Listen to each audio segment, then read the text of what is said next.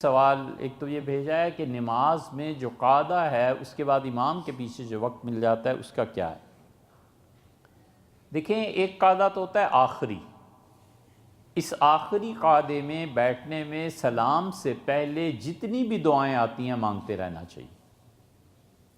جتنی بھی دعائیں آتی ہیں حضور صلی اللہ علیہ وسلم بہت دعائیں اس مقام کے لیے سکھاتے تھے. اسی لیے شیخ الاسلام ابن تیمیہ رحمۃ اللہ علیہ کا ان حضرات کا موقف یہ ہے کہ وہ کہتے ہیں نماز کا جو آخری حصہ ہے اس کی دعائیں قبول ہوتی ہیں، تو وہ دعائیں مانگتے رہنا چاہیے.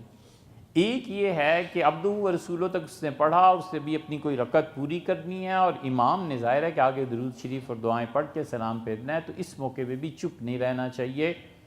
اس کو اختیار ہے کہ کتاب و سنت میں عربی کی جو دعائیں آتی ہیں یہ پڑھتا رہے.